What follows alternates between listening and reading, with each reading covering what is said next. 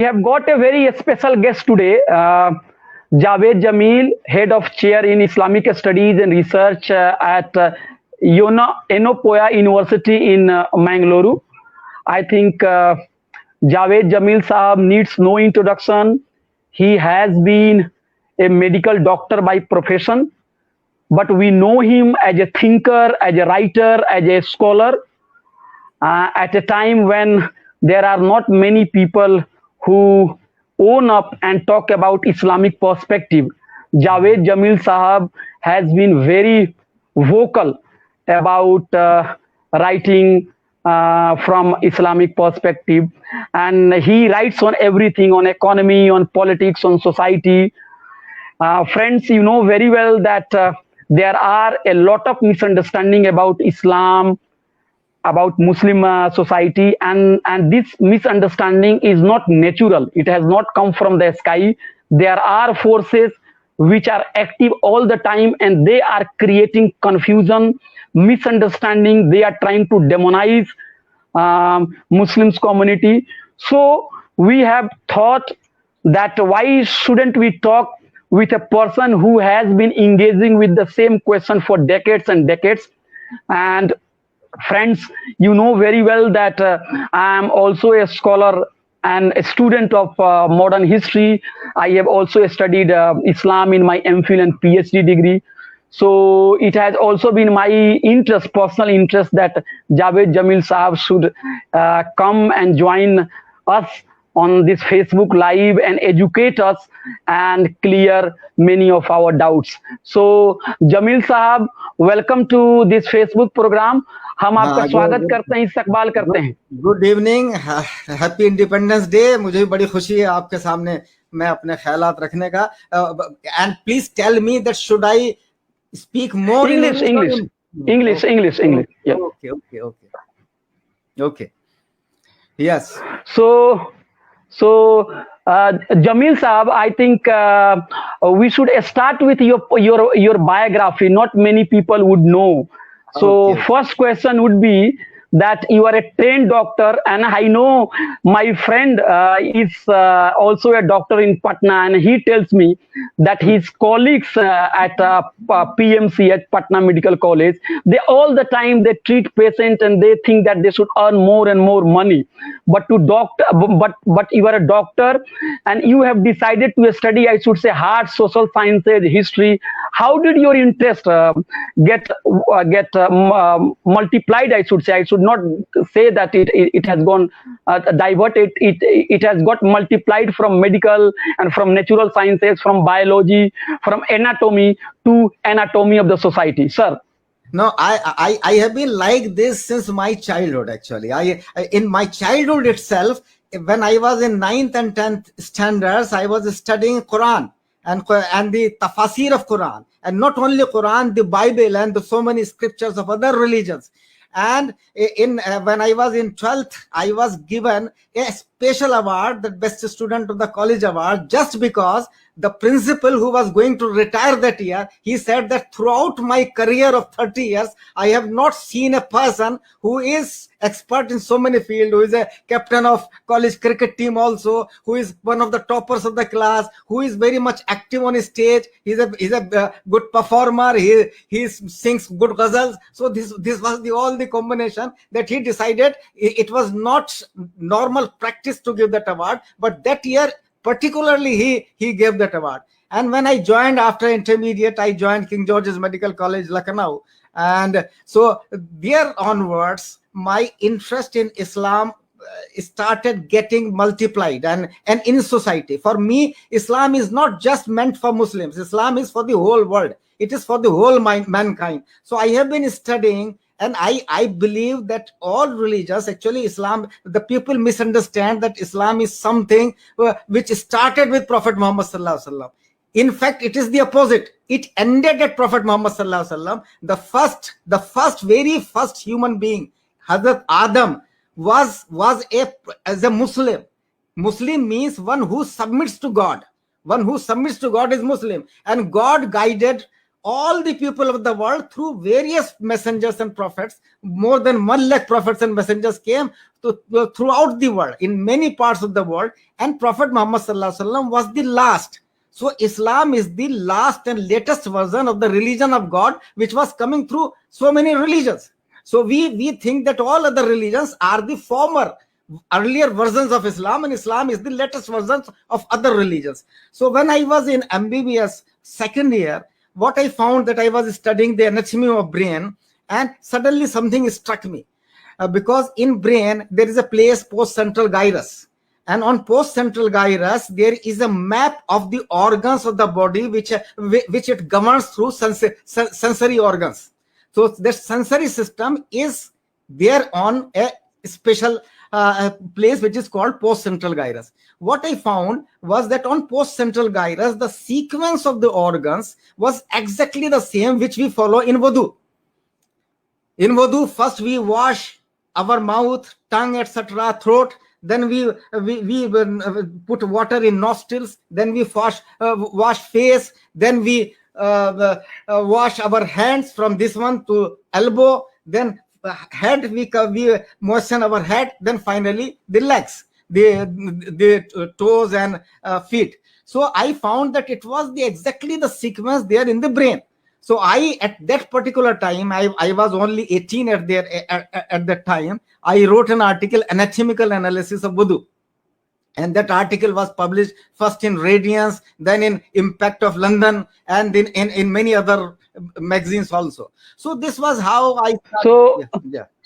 So Jamil Saab, I think you have raised two very important issues, and I think these are very important points. First is that there is, I should say that there may be misunderstanding, or you may say there are various views.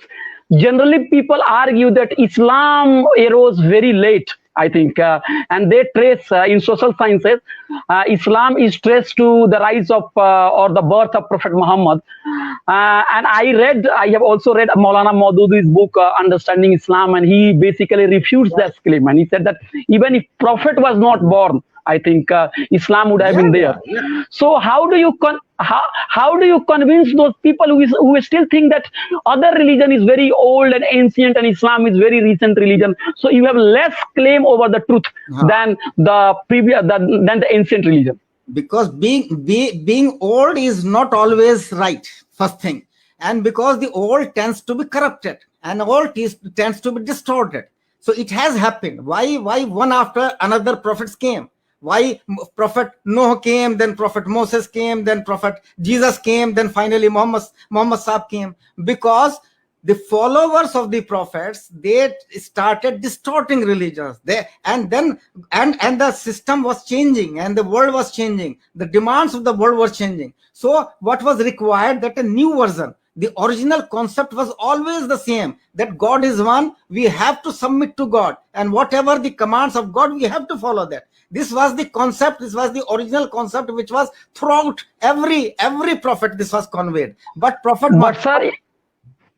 But in social sciences, when we read Islam, I think I'm asking in a very friendly way the whole story of Islam begins with the birth of the Prophet, and the way Maulana Maududi is writing, many of his critics would say that he is trying to appropriate the traditions of Christianity or maybe Judaism.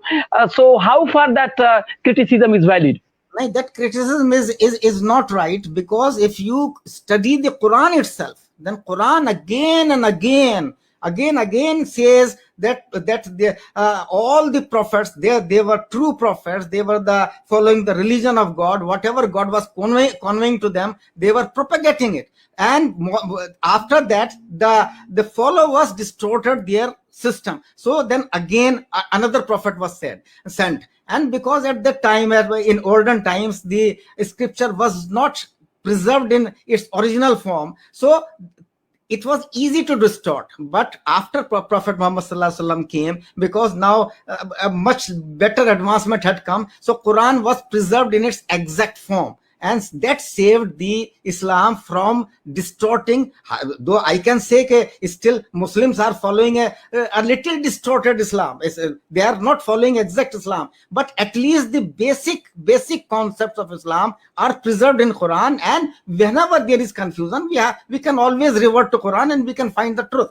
And the truth is that Prophet Muhammad sallallahu alaihi wasallam himself said that he is the last prophet, and Quran is the last testament.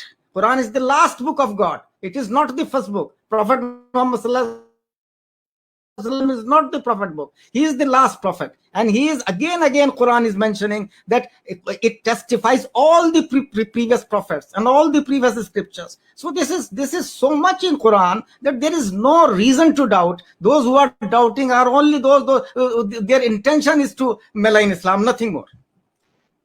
Sir, the basic principle of Islam is very much evident and very much clear. There is no doubt about it. Faith, that is Tawheed, then Salat, and then Hajj, and then Zakat, and then Roza. But why there is no understanding among Muslims? And generally, Mushirul Hasan Sahab, he wrote in his book, he mentioned in one of his books, that there was a Munir committee in Pakistan in late 1950s, which was being formed after anti-Ahmadiyya riots in Pakistan, and the Munir committee was asked to define what is Islam, and in so-called Muslim majority state, the Munir committee was unable to define it. So those who are defining Islam, are they wrong? Or those who are creating confusion about the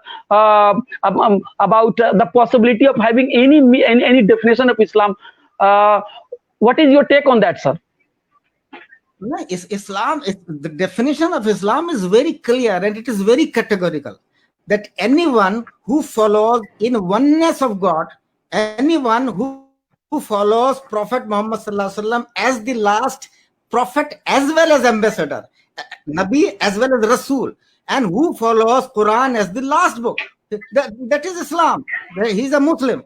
Anyone who distorts them, who does not, who distorts the concept of monotheism, or who distorts the concept of Risalat, that finality of the Prophet. Because what Ahmadiyya did was that they distorted the finality of Prophet concept. They said that no, another Prophet came after that. So Islam was very, very clear. There is absolutely no doubt about the definition of Islam. Oneness of God, Quran, the final book of God, and Prophet Muhammad sallallahu alaihi wasallam, the last prophet as well as the ambassador, last ambassador of God. But sir, if there is unity, there is no doubt about, then why there is a division? And I know I am a student of Indian Muslims society as well. Why there is a division? Why one community is pitted against another community? Why on, let's say, on several issues, let's say Sufism, or maybe Taqleed, or maybe on other issues, why there is so much division that we sometimes fail to hear an united voice coming from the Muslims community? The division is something which is common to every single community, even if it is following any ideology. It is not necessarily religious, even non-religious ideology. For example, there are so many divisions within the leftist community also. There are so many within America, those who follow Americanism, but there are so many divisions. So division is something because there are always differences of opinion. Somebody stresses more on certain point, other person stresses on another point. But the basic unity of Islam is on all those issues. One God, one Rasul, one Quran, one Kaaba, all believe in five prayers, all believe in Roza, all believe in Hajj, all believe in Zakat. So major things are all the same. The differences are on smaller issues. Furui baaton pe hai. Yes, sir. Thank you very much. Even the gods are different. Yes. Yeah. Yes. Thank you very much. I think you have made this point very well. I think it is very much vivid and clear that differences are not exclusive to any community, and there may be some vested interests who try to widen the differences. Yeah. I think this is well taken point. Now, coming back to another important issue, the arrival of Islam or the coming of Muslims. The way that the Hindutva forces, or maybe the communal history, or maybe you could say the European history, have been made and written in such a way that the history has been divided into three different epochs, and the Hindus or people from the Vedic age, they were presented as if that they are the real people, they are the aboriginal people of this land. But we know that before them there were also people living in Harappan civilization and Indus Valley civilization, and also Buddhism had equal claim and more claim than Hinduism could have, even Jainism, and even those who could not believe in religion, Charvak and other philosophers. But recently, I think I want to refer to a reference, a statement of a former CBI chief, Mr. Rao, who made very, what should I say, very unfortunate statement, and he said that leftist people have not written the real history about how the Muslims came to India and how they attacked this country, and he was talking about all nasty things associated with Indian Muslims. So somehow, even if these issues are not factually correct, not factually validated, but why there is so much appeal among, let's say, non-Muslims, at least a group of people, and that sentiment is being used by, let's say, communal forces, and they are in power. Is it failure of Muslim? Is it failure of Muslim? There is failure of Muslims on one part. All other communities are spreading Islamophobia. They are writing against Islam. They are trying to find mistakes of Muslims. But Muslims only defend themselves. They do not usually try to find the mistakes of others. But if you trace the history of Hinduism, for example, before the arrival of Muslims, you will find so many, hundreds of riyasat and hundreds of maharajas fighting each other, and there was so much violence. Ashoka, who is called the Great, he killed more than 2 lakh people. So this history, the whole history, unfortunately, of any area, any region in the world, all history are governed by those forces who are in power. And unfortunately, I can say that even some Muslim kings also did not follow the Islam the way they should follow. But still, the example of Muslims have been much better rulers. They have been much better rulers than so many Christian rulers and even so many past Hindu rulers. So, but unfortunately, because in India the dominance is of communal forces, now they are in power and they are gaining power. So they try to spread so many myths about Muslims and Islam. And Muslims, unfortunately, they are not concentrating on that particular aspect that they can counter, because sometimes counter attack is also a good policy of defense. So Muslims but are always defending themselves. They keep attacking, Muslims defending themselves. But the truth is, sir, do you find? Yes, continue.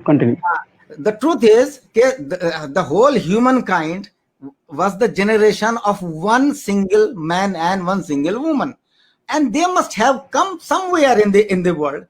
Even some Muslim scholars say that Hazrat Adam and Eve came to Indian subcontinent. Others say that somewhere else. So from single person and single couple, if the whole humankind has spread, then automatically people migrated from one country to the other. So just migration itself is not something that bad. They came to here. Even Hindus in India, the history tells that they came from the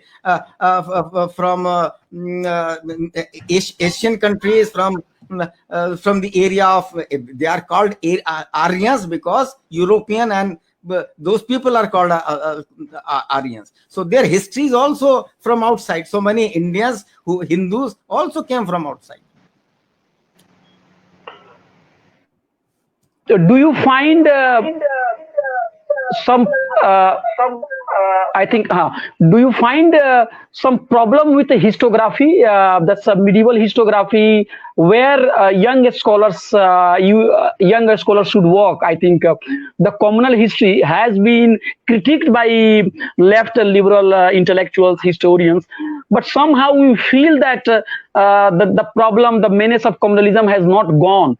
So what insights you would try to give that we somebody like me who is just coming out of the university, how we should approach that issue, Hindu Muslims issue? Because actually I have always been arguing, unfortunately, religions are fighting each other on the ground of religious identity. Instead, they should unite with each other on the ground of religious morality. Religious identity may be different, but when we talk of religious morality, we find so many things common in almost all religions. All religions oppose dishonesty. All religions talk of brotherhood. All religions oppose relations outside family. All religions oppose any kind of drugs and addictions. So religious morality is more important. We should try to bring all together on the ground of religious morality. But unfortunately, we are living in a world where political fundamentalism has become dominant. We try to politicize everything because this is a power struggle. And in the power struggle, certain forces try to find out certain sentiment. For example, when India was partitioned, it was partitioned on the sentiment of religion. Then when Pakistan was partitioned on the sentiment of language and regionalism, Bangladesh and Punjab. So it is unfortunate that politicians, political fundamentalists, they tend to utilize the sentiments of the people. They tend to misuse the sentiment of the people. And unfortunately, in this country also, there are certain forces which are misusing the sentiments of the majority of the people. And they believe that if the majority community has to be united, the best way is to spread hatred against Muslims.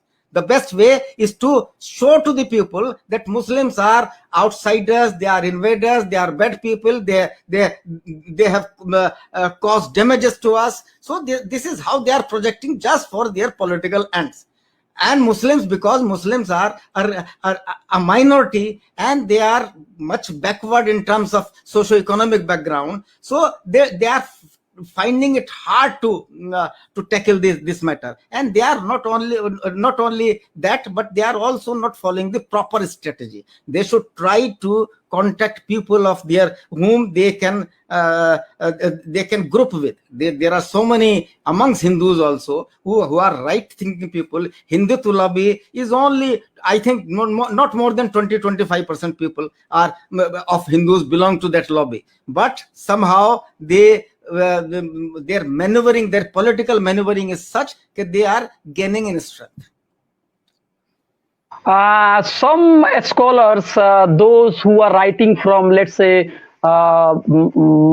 Muslim religious perspective, you could say, or you could say those who have been teaching at madrasa, like Ali Mian Nadwi, if you read his work or many works of that likes, they generally say that Islam came to India very late, and that energy, the fresh energy, was not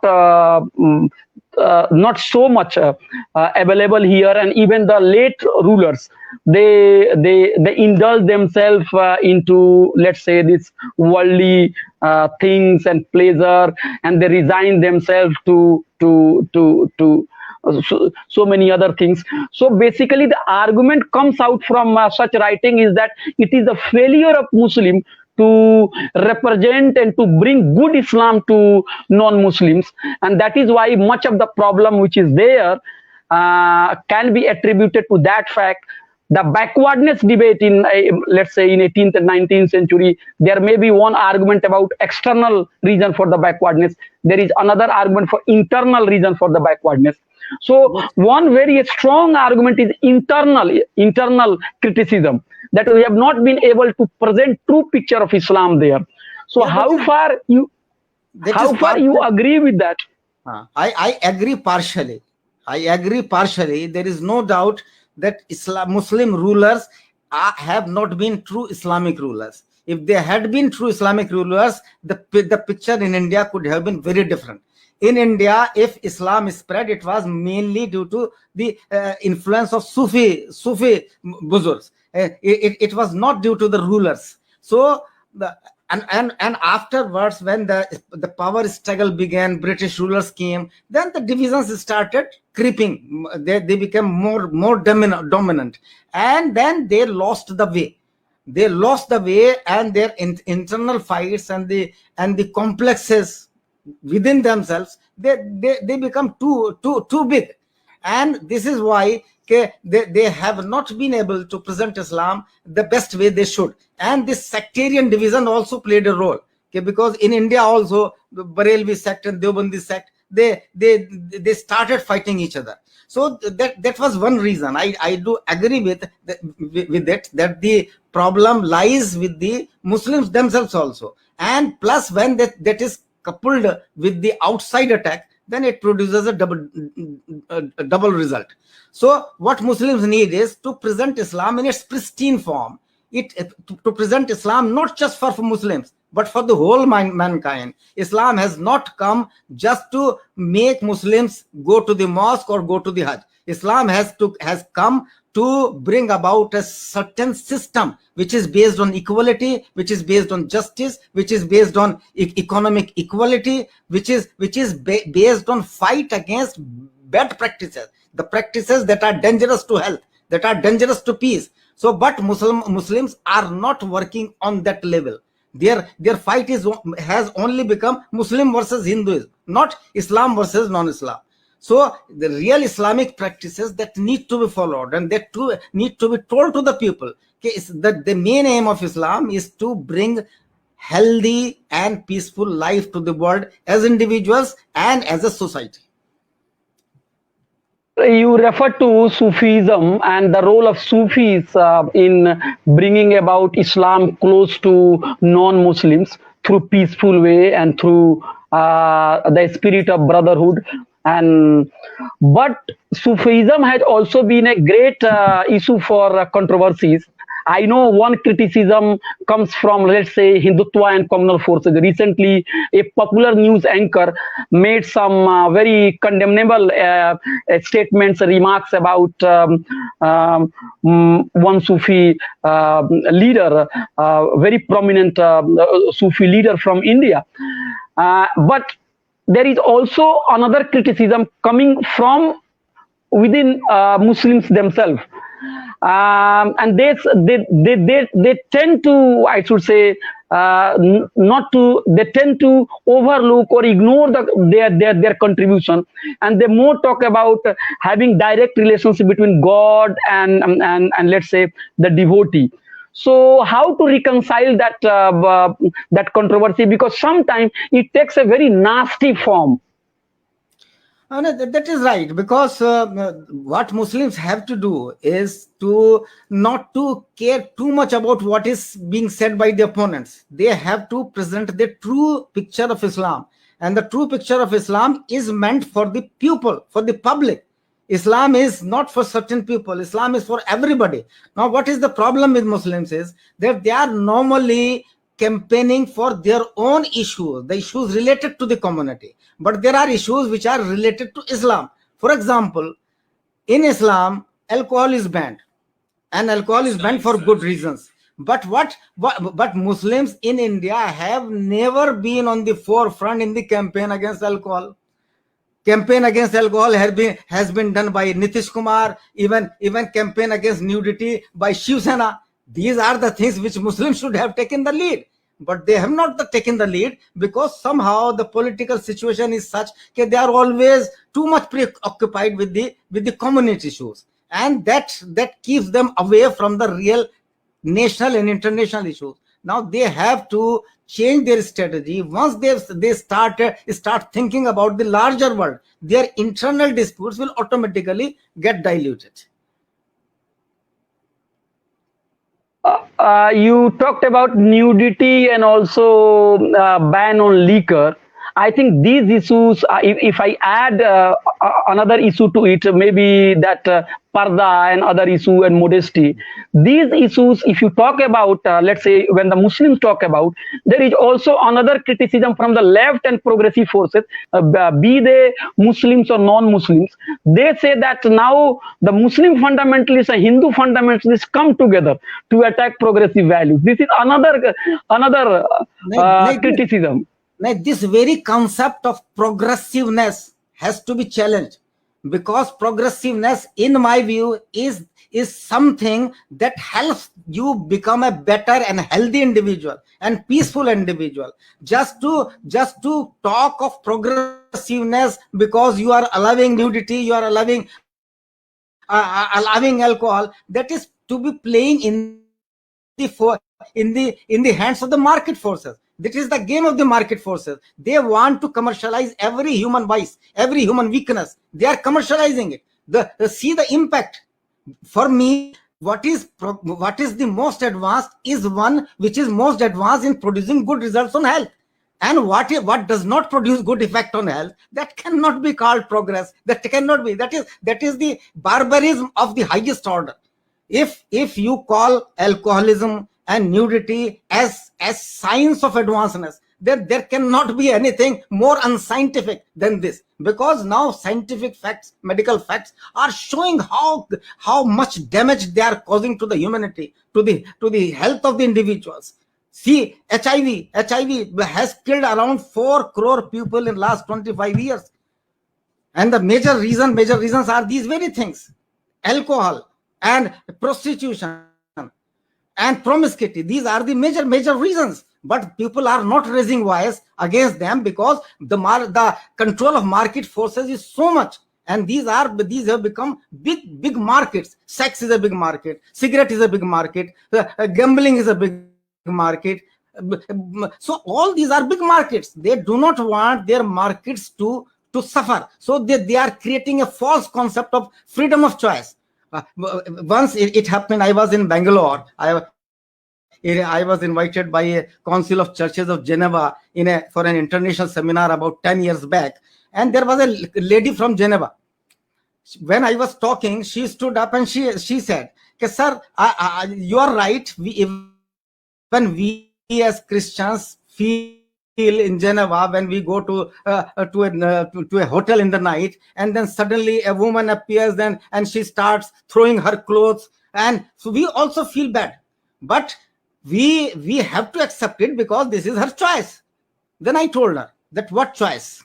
A choice has to be good choice. It cannot be a dangerous choice. For example, if the family members are sitting on the table of taking breakfast in the morning, I can understand that there is orange juice, there is mango, there is milk, there is coffee, there is tea. But if somebody is putting cocaine also in between, or opium also in between, should this be called freedom of choice?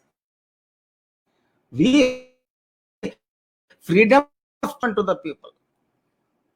So naming these dangerous choices as progress, as advancement, is something which I cannot understand, because now the scientific and medical facts tell you everything, what is bad and what is good. And for me, good is that which produces good results on health and social order, and bad is one that produces bad results. But they argue, the progressive people argue, that you are just trying to discipline people and diverting attention from the real issue, that is economic contradiction. How would you respond to that? No, because it's an elite agenda. It's an elite agenda. It is elite agenda. These are real issues. If you see, for example, if there is a terrorism incident, there is so much hue and cry in media. Terrorism has become a much bigger problem, though it kills hardly may not be 1,000 a year. but alcohol is killing 35 lakh people directly due to the diseases caused by alcohol, plus 50 lakh more due to the accidents, due to the crimes committed under the effect of alcohol. How can it not be real issue? The real issue, because media creates and uncreates issue.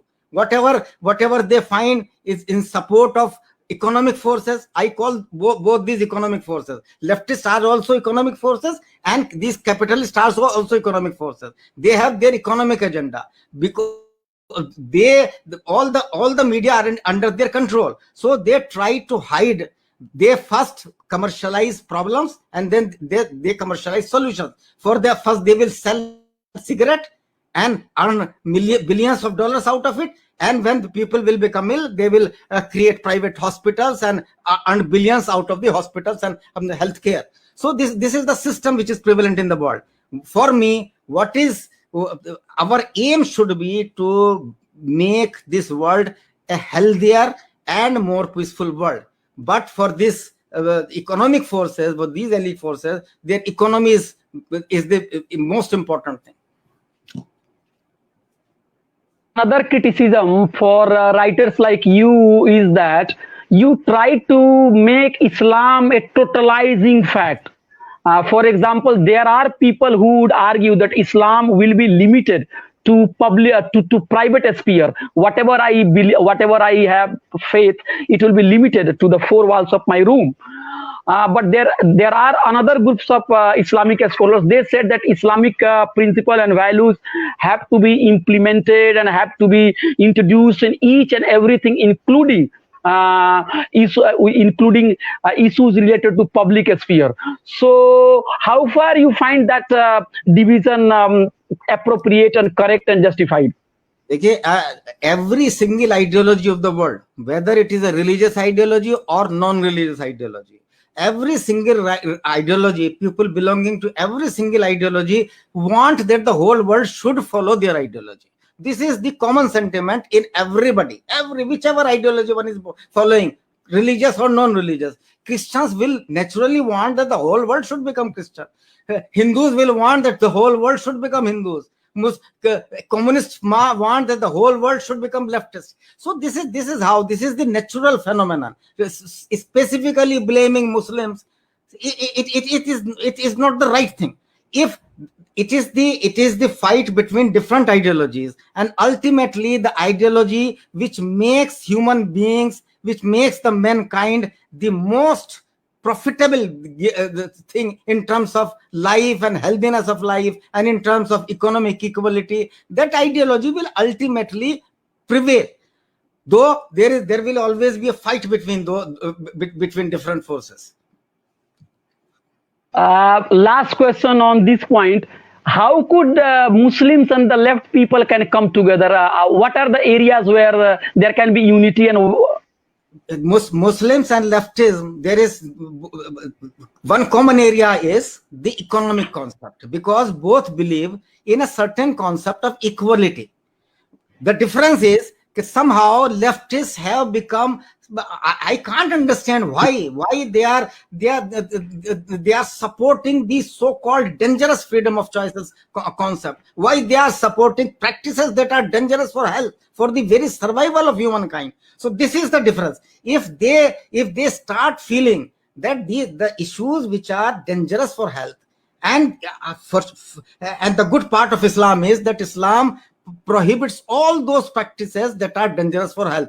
So if they start believing that it is the right approach should be that we should try to make humankind healthier and more peaceful, then of course I am very appreciative of the leftist groups, that they always try to speak on behalf of the underprivileged classes, on behalf of the weak classes. That is their positive point, and Muslims should cooperate them on that positive point. But on the other hand, leftists should cooperate on Muslims on this point of religious morality. That morality, family values, these are extremely important. Family itself is, because leftists do not believe in a traditional family system. But the truth is that the family is the biggest safety wall between diseases and health. As soon as the family system starts getting disturbed, you see America, you see Europe, they have controlled all infections, but sex transmitted diseases are hugely rising there, alcohol related diseases are hugely rising there. They are controlling everything, but these problems are there despite the fact that they claim to be the most advanced nations. The crime situation, see the crime situation in Western countries, it is so high. See the before 18 or before a certain age group, people are not allowed to marry, but before 18, 80-90% of girls become pregnant. So what is this nonsense? You are allowing sexual mixing, but you are not allowing marriage. You are allowing promiscuity, but you are not allowing polygamy. So what is this? So because that is that goes in the interest of the market forces. Everything for them is a market. The disintegration of the family system is supreme in their design of the things, because sex market, then hoteling, then gambling, then prostitution, all these things, they cannot develop if the market, if the family system becomes strong. Sir, I think I'm enjoying a lot and I'm learning a lot. These are very important issues. Javed Right. sir, these are very important issues, and I think there has to be a very free discussion. We should not hide anything in our heart. I think I still believe that people with differences on the side of, let's say, justice should come together. Today, the nation is celebrating Independence Day. We know that it's a very hard time. Corona has just struck. India is one of the worst hit countries. So you are a doctor. I think there should be a special session on that how to fight and how to, where the government has done good and where the government has done bad. I think I'll ask this question after a while. First question, looking at Indian history, particularly the independence movement, the freedom struggle movement, generally there has been an argument that the contribution of Indian Muslims in freedom struggle is starting with, let's say, 1857, when the Britishers choose particularly Muslims to target them. Beginning with that, we have seen that how they have been at the forefront of the target, but when official history is written, their contribution is not much recorded. So that has caused concern among a large group of secular people as well. So your take on that, where things have gone wrong? No, because after partition, because that was the time when the communal division became extreme. And after that, Muslims were under pressure in India. They were too much under pressure in India. And the certain forces, communal forces started gaining in strength. So they try to project Muslims as someone, as anti-nation in one way or the other. And Muslims, because the elite classes had migrated to Pakistan, and here the Muslims, those who remained here, were largely rural based. They were poor people. They could not easily make themselves strong enough to counter that argument. The level of education among them was not that high, and so, but there is already a lot of literature which tells us about the immense role that Muslims played in the partition struggle. In fact, they were the first. In fact, the ulama played a very important role in the fight against Britishers. So that howsoever certain forces try to hide it, but it cannot be hidden for long. The truth does not remain hidden for long. It ultimately surfaces. Sir, we should not forget it that by 1920s, Gandhi ji, Ali brothers, Maulana Azad, and also Jamiyat-e-Ulama Hind all came together, and it was a great moment for Hindu and Muslim unity. At that time, a communal organization was formed. But what has happened that after, let's say, a few years, we read in history that communal riots and communal tensions arose in several parts of the world. Then we have our Samaj going and doing Shuddhi movement. Then Tablighi Jamaat arose. Then many people don't know that Congress party and the Muslim League worked together till 1937, and Jinnah was seen as the ambassador of Hindu-Muslim unity. So we were together, let's say Muslim League and the Congress, they were all together. Even, but what has happened? Where things have gone, and why partition has happened? Your take on that, sir? Because by that 1937, certain forces in India, they had started feeling that if India did not remain, if India remained united, then the Muslims, the role of the Muslims within the country will remain strong. So they wanted that Muslims should be divided. It was not the division of India actually, it was the division of Indian Muslims. If India had been a united Muslim, naturally the number of Muslims, the percentage of Muslims would have been much higher. So certain forces, communal forces close to RSS and other, they had realized that if India remained united, then the chances of Hindu community to gain dominance will become lesser. So it was mainly their plan. And ultimately, I would say that Jinnah became victim of their plan.